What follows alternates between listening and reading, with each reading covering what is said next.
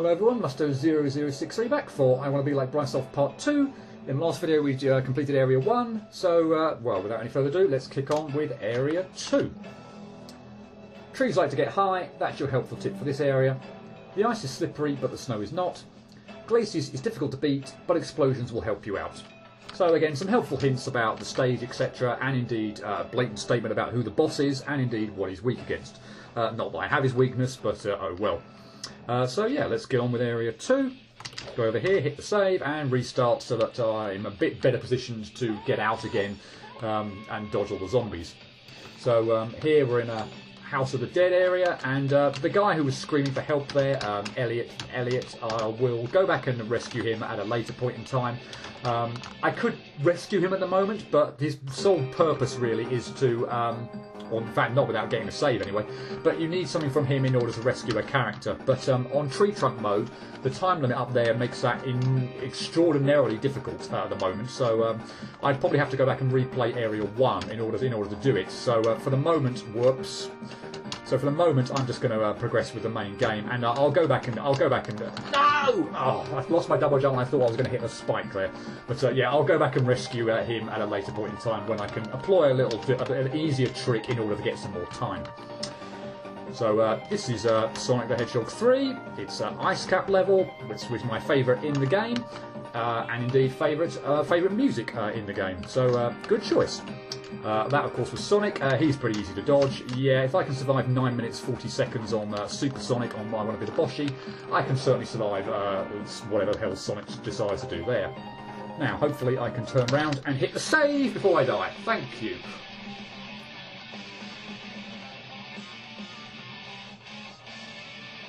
Yeah, that's a bit the bad nick there. You can take him out with a weapon, etc. Although the one I've got at the moment is not necessarily very easy to take him out with. So with another weapon, I could have decided to do something there. But on this one, I think it's just better to just rush, take the death, but at least make sure I turn around and hit the save before doing so. So yeah, I wouldn't want to risk restarting and avoiding the death just to make sure I had hit the save. But equally, I wouldn't want to make a run for it, etc. Because the Bannock would likely catch up with me. So yeah, Area 2 done. And well, I guess you could count that as a death on the area. But yeah, anyway.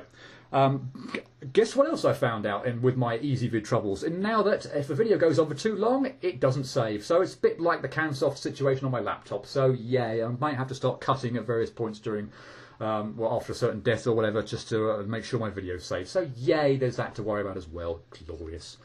So let's go find the boss of stage 2. So we already knew it was Glacius, the little door told us, and this boss, for the most part, and thank you for demonstrating it with 2 moves right at the start. I got an achievement, by the way, for dying on a spike there. I'm also going to get another one here for skipping an introduction to a boss or whatever. Yeah, I died on a spike, so yeah, that got me an achievement. There are other deaths, by the way, in which I will try and be getting during the playthrough, or not during the playthrough, but in terms of achievements that I will certainly be getting. But yeah, I definitely hopefully won't be doing them in the playthrough, comical as they may be, because there is an achievement for clearing I think on harders or higher mode with fewer than 200 deaths. So I'm definitely trying to go for that. So yeah, comical as they may be, I will show them off, but hopefully not during the main playthrough. What was I saying? Yeah, this boss, from a time point of view, I find actually the timer actually comes into play much more than it does on other ones. And the reason for that is that Glacius, a lot of the time, decides that he wants to do or perform attacks where you can't actually hit him, and they take a long time. This one in particular. So he's invincible during that move. He takes an age to cross from one side of the screen to the other. And yeah, the time limit at the top is obviously, or my timer at the top is obviously going down during that period. So yeah, that's obviously something I need to pay attention to. This is his other move as well. Yeah, basically you can't hit him during that phase. So yeah, watch out for that. Well, not necessarily watch out for it, but yeah, it's annoying definitely from a time point of view in that you can't get any hits on him. Please don't do this. I was on for a reasonable run here until you started doing that ad nauseum. Oh, and of course now you do this one. Depending on what move he does next, I could actually do this. If I can avoid this. Come on, come on, come on, come on. Come on, come on, come on. Yes! Brilliant! I'm unfortunately going to rush to the save, so I can't read that for the moment. But I will actually go back and again on bitch mode or whatever and show that off because yeah, I don't want to. I want to show that off, etc. But oh my god, I can't believe it. I might just show again, go back to bitch mode and show off the boss again because I didn't get to talk about all his attacks again. I can't believe those two bosses have gone as amazingly well as that. Wow. And just in case the thing bloody crash decides to crash or not save, etc. Yeah, I will probably leave it there for the moment. Yeah, I will probably upload a bit of the boss fight, that boss fight again from bitch mode to talk about his attacks. So yeah, back in a second. Okay, so here I am on bitch mode. So let's have a look at Glacius on here. As you can see, he's only got 35 hits now. I don't know whether he's actually going to do all of his do like more difficult versions of his attack. Oh god, that threw me for a loop completely. Because he didn't go all the way across the screen there. Oh my god, this actually might be more difficult for me on bitch mode because I'm not used to what he's going to do. Yeah, I'm not sure. I'm trying to. What I'm also trying to do here is. Yeah, this is going to be really off-putting. What I'm trying to do is. Oh god, he's turned around now. Yeah, show off. Bloody hell! Get him hit a few times, etc. So that he'll actually kind of do his kind of more difficult attacks. Yeah, so he's actually going up high now. That's good. Just to show off. He's going to kill me now. Well, maybe not. Oh, that would have been the great escape of all escapes. But yeah, just I suppose really just to talk about his attacks. The one we kind of turns into a puddle is not too bad. He does, as you saw there, actually, he does get higher when he's down to lower health, but frankly you're probably going to be jumping out the way of the damn thing anyway by that point in time, so it really shouldn't be anything too bad. This energy kind of shot attack, he does one of those until you get him down to a certain, quite a way in his health bar, etc. And then he does 4 of them. I'm going to pause here to see what he does now. So yeah, now he's also dashed a lot further. I don't know if we actually saw that on the other playthrough, etc. But yeah, so here's his 4 attack one. If you get into a certain distance away from him, then you can obviously there is a safe place in which you can stand, obviously, to avoid them all. So again, that's not too bad. The dash is probably one of the more awkward ones in that depending on where it comes like right after his puddle attack. Depending on where he stood, he's going to kill me now. Yeah, depending on where he stood, let's just maybe do one more go through or something. Yeah, depending on where he stood, he will.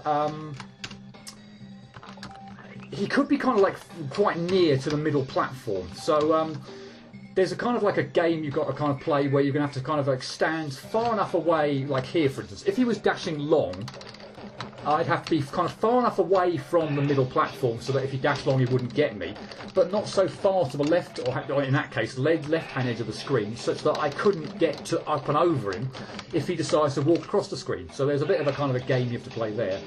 Again, the other thing I'm not sure I had time to mention was that if he kind of like positions himself right at the kind of edges of the screen, he does seem to kind of get somewhat stuck, if you will, in the slope, in that you can't actually really hit him. So a lot of times I look like I'm actually shooting him while he's positioned in the slope. But I can't really demonstrate it now, of course, as I'm trying to talk about it. But yeah, sometimes you'll just find that he's kind of like in the slope and you can't actually hit him, so which is a little bit annoying. As for obviously traversing from left to right, I would always tend to go up and above rather than below. The below just looks, really kind of difficult to kind of get through. If he's walking across the floor, and there's spikes there that are more tricky to get over as well. So I would tend to go above him. I think the last thing I wanted to say was his weakness, which is a weapon, an explosion kind of weapon, a lobbing kind of weapon that you get from beating Area 5. But as with Thunderbird, I wouldn't really go use that weapon just because I find it incredibly hard to hit him with it. It kind of arcs, in a kind of really where you're not, it kind of goes up and then kind of down, but not very far. So trying to hit Glacius in his weak spot, which is his foot. Let's just carry on while I kill him. I might as well. I'll probably die hundreds of times now in trying to do that. But Yeah, there we go, right on cue. But yeah, his weakness being his feet, or shins, or ankles, or whatever. I find it really flipping hard to hit him with the exploding, lobbing, arcing explosion weapon you get from clearing Area 5. So I much prefer just pummeling him or pummeling away with the good old normal gun. Seems to do the trick rather well when he's not hiding in the slope or whatever. Might get you here actually. That'll do.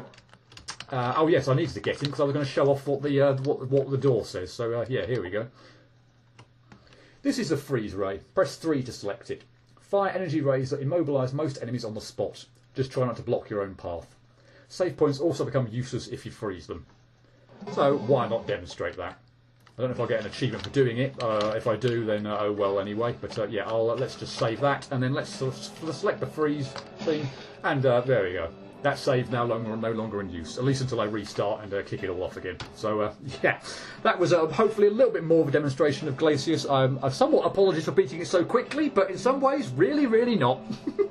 But yeah, at least that hopefully gives you yeah, a little bit more of a talk through in terms of trying to dodge certain moves, etc. So yeah, that's probably the end of video 2. When we come back for video 3, I will be tackling area 3. So yeah, hope to see you for that. Cheerio.